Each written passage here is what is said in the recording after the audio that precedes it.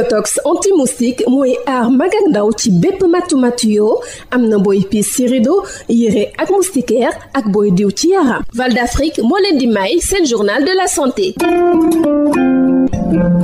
bokk déglukat yi dal leen ak jàmm ngir xeex mbas mi di Covid-19 projet bi ñu duppee riposte à la Covid-19 te Banque mondiale financé ko tax na ba ñu daal di jënd lu toll ci 2 millions ci ay dose vaccin Moderna ak lu toll ci 5 millions ci ay vaccin Johnson & Johnson yoo xam ne looyi ci njëkk jot nañ ko ba noppi ci lu soxal vaccin yi nga xam ne moom la ñu duppee Moderna mën nañ leen xaar ci ñetti weer yi jiitu ci atum 2022 bu ñu sukkandikoo ci docteur Papa Abdoulaye Seck coordonnateur du projet riposte à la Covid-19. État du Sénégal ci jiitalu ministère de la santé dafa négocier ak Banque mondiale benn projet bu tudd projet Covid-19 boo xam ne dafay jàppale lépp li nga xam ne moom la dëkk bi war a wuyoo ci mbas moom.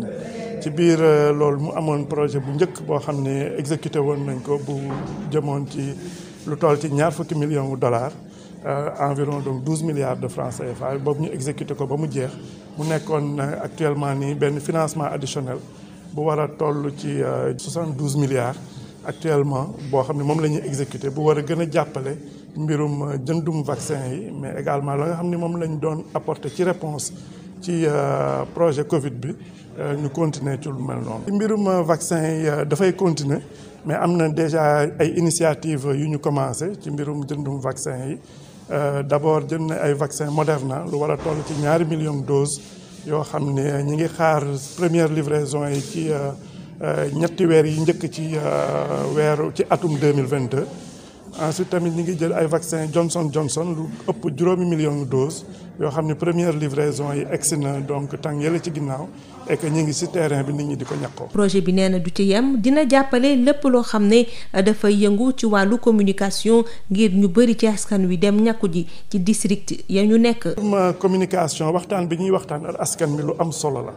waaw lépp luy programme vaccination dafa war a ànd ak programme de communication bu am doole laata ñu ngi ciy liggéey ak SNEIPS ak yeneen acteurs yi nga xam ne ñoo nekk biir ministère de la santé pour que plan de communication yooyu ñu mën ko tëral saytu ko ensuite mën ko doxal. mbokk déglukat yi fii la ñu yem ak yéen ñu yendoog jàmm. Yotox anti-moustique mooy aar mag ak ndaw ci bépp matu-matu yoo am na booy piis ci rido yére ak moustiquaire ak booy diw ci yaram. Val d'Afrique moo leen doon may seen journal de la santé. Yotox anti-moustique pour le corps, les vêtements, les rideaux et draps vous protège contre les moustiques chez l'adulte et l'enfant. Val d'Afrique vous offre votre journal de la santé. Bonjour à tous et bienvenue. Dans le cadre de la lutte contre la pandémie, le projet riposte à la Covid-19 financé par la Banque mondiale a permis d'acquérir 2 millions de vaccins Moderna et 5 millions de Johnson & Johnson, dont les premiers lots ont déjà été livrés. Pour les vaccins Moderna, les premières doses sont attendues au Sénégal au premier trimestre de 2022.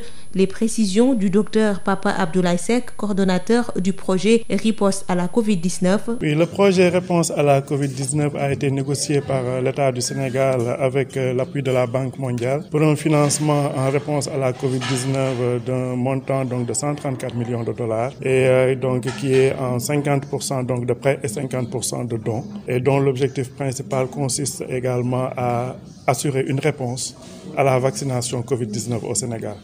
Je rappelle qu'un premier plan donc Covid avait été négocié par l'État du Sénégal à hauteur de $20 millions. Et ce financement donc, qui est en train d'être déroulé est un financement additionnel. Je rappelle que dans le cadre du projet, l'État du Sénégal est en train donc d'acquérir des vaccins, notamment donc 2 millions de doses de vaccins Moderna et 5 500 000 environ de doses de Johnson & Johnson, dont les premiers vaccins ont déjà été livrés pour le Johnson & Johnson.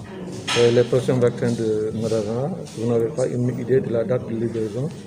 Oui, là, nous sommes en train de discuter donc avec les firmes donc, qui produisent ces vaccins et les premières livraisons sont attendues au courant du premier trimestre de l'année 2022. Le projet compte accompagner la dynamique de communication pour favoriser une vaccination de masse au niveau des différents districts. Nous savons tous que la vaccination est assujettie à un important plan de communication. Nous y travaillons également donc, avec les acteurs donc, du ministère de la Santé qui s'occupent de cela.